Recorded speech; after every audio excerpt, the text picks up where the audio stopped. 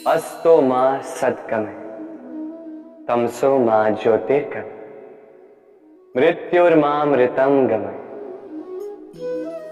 कभी आपने सोचा है काला रंग ना होता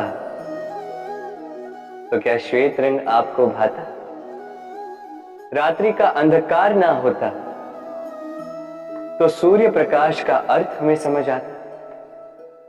ये थकान ना होती तो क्या विश्राम का अर्थ हम समझ पाते?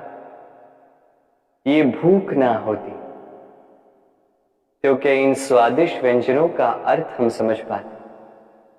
क्या इन सब का आनंद हम ले पाते? स्मरण रखिएगा, इस संसार में कोई भी भाव या वस्तु बुरी नहीं। यदि आप मानते हैं कि बुरी है तो किसी कारण से ये बुराई आवश्यक है, अन्यथा ईश्वर इसे हमारे संसार में रखते ही। इस बुराई का उद्देश्य है हमें अच्छाई का आभास करवाना, ताकि हम अच्छाई में अपना लक्ष्य साध सकें। इसलिए बुरों से कभी घृणा मत कीजिए, ये तो केवल भलाई की आवश्यकता के जनक है, उन्हें भले में परिवर्तित कीजिए। असत्य से सत्य की ओर ले जाए, अंधकार से प्रकाश की ओर ले जाए, मृत्यु से अमरत्व की ओर ले जाए, किंतु प्रेम के पथ से। भय, ये भय सदैव मनुष्य के साथ ही रहता है। कुछ खो देने का भय, जो पा लिया उसे खो देने का भय, अब जिसके हम निकट हैं उसके दूर चले जाने का भय, जो हमारा है हमसे छिन जाने का भय। अब मनुष्य सारा जीवन व्यतीत कर देता है इस भय की छाया में। किंतु क्या कभी आपने ये सोचा है ये भय हमें क्यों लगता है? ये भय हमें इसलिए लगता है क्योंकि हम उस व्यक्ति, उस भाव, उस वस्तु को स्वयं से समेट कर रखते हैं। हम स्वयं उसे इतनी शक्ति दे देते हैं कि वो जब चाहे तब हमें छोड़कर जा सकता है, हमें कष्ट पहुंचा सकता है। किंतु यदि हम उस भाव, उस व्यक्ति, उस वस्तु से निर्लिप्त रहें, उसके आकर्षण से हम मुक्त हो जाएं, तो ना ही वो हमें छोड़कर जा सकता है, ना ही हमें कष्ट पहुंचा सकता है। इसलिए स्वतंत्र रहिएगा और सबको स्वतंत्र रखिएगा, प्रेम को भी। सूर्य की किरणें कितनी दिव्य होती हैं ना, प्रतीत ही नहीं होता कि ये सूर्य रात्र भर अंधकार से जूझ रहा था। ये सूर्य प्रतिदिन उदित होता है, ये भुलाकर कि पिछली सांझ में ये डूब गया था, फिर से उदित होता है, सारे संसार को प्रकाश देता है। यही अंतर है हम में और सूर्य में। सूर्य बीती को बिसार कर आगे बढ़ता है, हम प्रतिदिन भोर में उठते हैं, वही पुरानी बातों को साथ लेकर चलते हैं, उसी कड़वाहट में स्वयं को लपेट लेते हैं। अब यही बीती बातों की श्रृंखला हमें जीवन में आगे बढ़ने ही नहीं देती। देखिए, यही जीवन है। भूल सबसे होती है, अपयश सबको मिलता है, सबकी यात्रा में असफलता लिखी है, सभी बुरे दिन देखते हैं।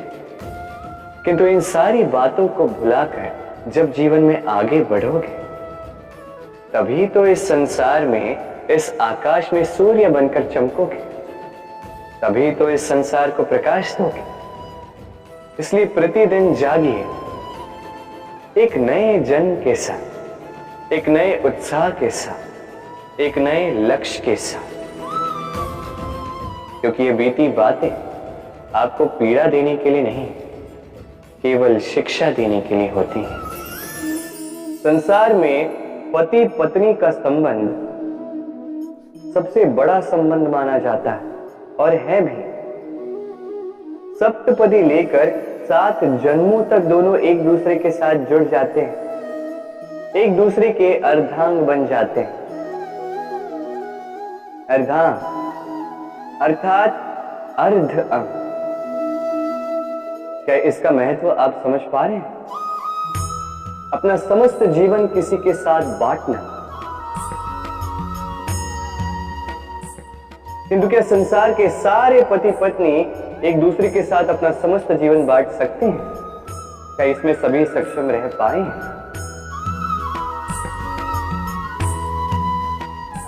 अपना जीवन किसी और के साथ बांटने के लिए सबसे महत्वपूर्ण बात है स्वीकृति, स्वीकार करना। सामने वाले व्यक्ति को स्वीकार करना, उसकी अच्छाइयां भी, उसकी बुराइयां भी। संपूर्णतः रूप से व्यक्ति को स्वीकार करना होगा, तभी ये संबंध बढ़ेगा, तभी ये संबंध और भी सुंदर बनेगा। एक दूसरे के दोष ढूंढना, उन्हें गिनाना, ये केवल और केवल एक ही कार्य करता है, इस संबंध के जीवन का नाश करता है। बस बदले में होना ये चाहिए, एक दूसरे के दोष समझकर उन्हें आभास करवाए बिना उन्हें सुधार देना चाहिए, उनकी कमियों को उनकी शक्ति बना देनी चाहिए। यही तो होता है दाम्पत्य, यही होता है बुराइयों का दमन, और यही होता है गुणों का उदय। सम्मान, संबंध दोनों एक दूसरे के साथ ऐसे जुड़े हैं जैसे दीपक और बाती। ना कोई कम है ना कोई अधिक, दोनों का अधिकार समान होना चाहिए, जैसे पति पत्नी का संबंध। अब इसमें पति का अर्थ स्वामी नहीं, साथी। उसका कर्तव्य है साथ देना, आदेश देना नहीं। और ये संबंध सहकार से बनता है, अधिकार से नहीं। हाथ बढ़ाने से बढ़ता है, उंगली उठाने से नहीं। यदि इस संबंध में एक दूसरे का मान रखोगे, एक दूसरे का सम्मान करोगे, तभी ये संबंध बढ़ेगा, तभी ये संबंध अभिमान योग्य बनेगा। राधे राधे।